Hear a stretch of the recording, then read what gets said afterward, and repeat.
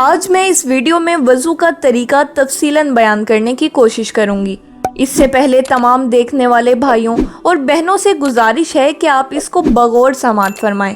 اگرچہ آپ نے وضو سینکڑوں دفعہ کیا ہوگا اور ایک دوسرے کو کرتے دیکھتے بھی ہوں گے، لیکن ہمارے بہت سے بھائی اور بہن ایسے ہوتے ہیں جنہوں نے باقاعدہ وضو کسی سے سیکھا نہیں ہوتا۔ وضو کے اندر جو تھوڑی بہت پیچیدگیاں ہیں اس سے وہ آگاہ نہیں ہوتے۔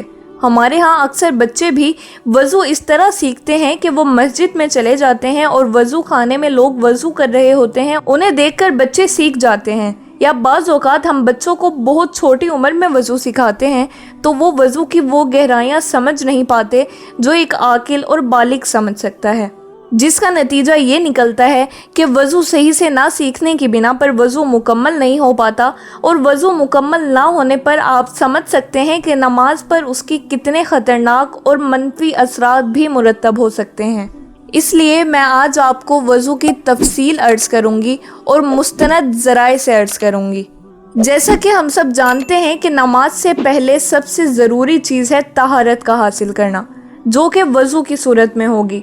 حضرت ابو ہریرہ رضی اللہ تعالی عنہ نے رسول اللہ صلی اللہ تعالی علیہ وآلہ وسلم کی کئی حدیثیں بیان کی، جس میں سے ایک یہ تھی کہ رسول اللہ صلی اللہ تعالی علیہ وآلہ وسلم نے فرمایا کہ اللہ تعالیٰ بے وضو کی نماز قبول نہیں کرتا یہاں تک کہ وہ وضو کر لے۔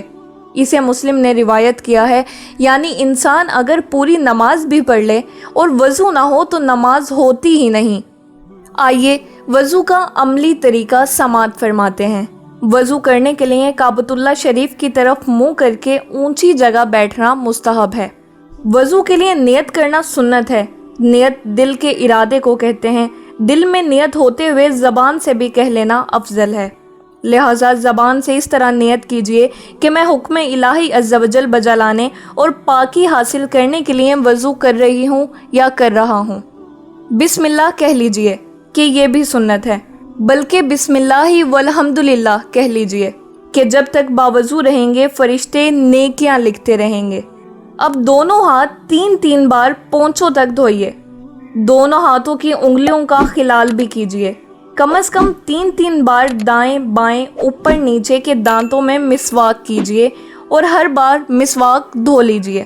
اب سیدھے ہاتھ کے 3 چلو پانی سے اس طرح 3 کلیاں کیجئے کہ ہر بار منہ کے ہر پرزے پر پانی بہہ جائے۔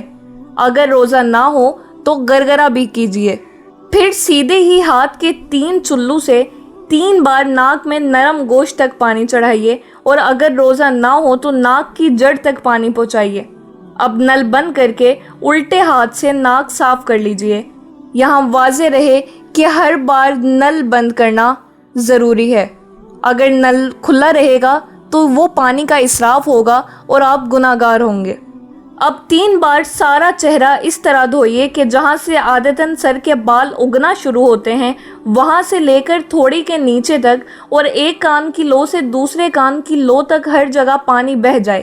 اگر دھاڑی ہے اور احرام باندھے ہوئے نہیں ہے تو اس طرح خلال کیجئے کہ انگلیوں کو گلے کی طرف سے داخل کر کے سامنے کی طرف نکالیے۔ پھر پہلے سیدھا ہاتھ انگلیوں کے سروں سے دھونا شروع کر کے کوہنیوں سمیت 3 بار دھوئیے۔ اس طرح پھر الٹا ہاتھ دھو لیجئے۔ دونوں ہاتھ آدھے بازو تک دھونا مستحب ہے۔ اکثر لوگ چلو میں پانی لے کر پونچھے سے 3 بار چھوڑ دیتے ہیں کہ کونی تک بہتا چلا جاتا ہے۔ اس طرح کرنے سے کونی اور کلائی کی کروٹوں پر پانی نہ پہنچنے کا اندیشہ ہے، لہٰذا بیان کردہ طریقے پر ہاتھ دھوئیے اور چلو بھر کر کوہنی تک پانی بہانے کی حاجت نہیں، بلکہ یہ پانی کا اسراف ہے۔ اب نل بند کر کے سر کا مسح اس طرح کیجئے کہ دونوں انگوٹھوں اور کلمے کی انگلیوں کو چھوڑ کر دونوں ہاتھوں کی 3 انگلیوں کے سرے ایک دوسرے سے ملا لیجئے، اور پیشانی کے بال یا کھال پر رکھ کر کھینچتے ہوئے گدی تک اس طرح لے جائیے کہ ہتھیلیاں سر سے جدا رہیں۔ پھر گدی سے ہتھیلیاں کھینچتے ہوئے پیشانی تک لائیے۔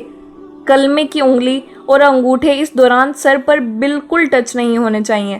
پھر کلمے کی انگلی سے کانوں کے اندرونی سطح کا اور انگوٹھوں سے کانوں کی باہری سطح کا مسح کیجیے، اور چھوٹی انگلیاں کانوں کے سوراخوں میں داخل کیجیے اور انگلیوں کی پشت سے گردن کے پچھلے حصے کا مسح کیجیے۔ بعض لوگ گلے کا اور دھلے ہوئے ہاتھوں کی کونیوں اور کلائیوں کا مسح کرتے ہیں، یہ سنت نہیں ہے۔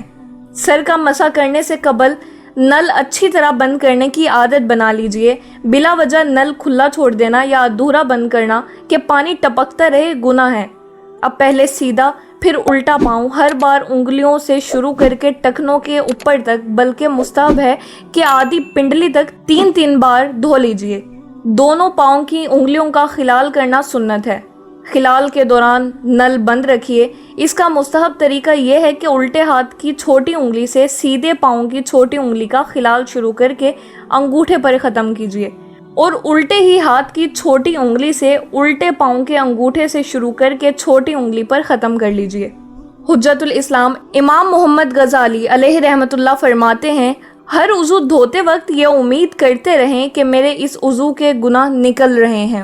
اور حدیث شریف میں آتا ہے کہ جس نے اچھی طرح وضو کیا اور کلمہ شہادت پڑھا، اس کے لیے جنت کے 8 دروازے کھول دیے جاتے ہیں۔ ایک اور حدیث مبارکہ ہے کہ جو وضو کے بعد 1 مرتبہ سورہ قدر پڑھے تو وہ صدیقین میں سے ہے، اور جو 2 مرتبہ پڑھے تو شہداء میں شمار کیا جائے، اور جو 3 بار پڑھے گا تو اللہ تعالیٰ میدان حشر میں اسے اپنے انبیاء کے ساتھ رکھے گا۔ اور جو وضو کے بعد آسمان کی طرف دیکھ کر سورہ قدر پڑھ لیا کرے، انشاءاللہ اس کی نظر کبھی کمزور نہیں ہوگی۔ یہ تھا وضو کا تفصیلی طریقہ۔ امید کرتی ہوں کہ آپ نے وضو کا طریقہ اچھے طریقے سے سمجھ لیا ہوگا۔ اسی طرح کی مزید اسلامک معلومات حاصل کرنے کے لیے ہمارے ساتھ جڑے رہیے۔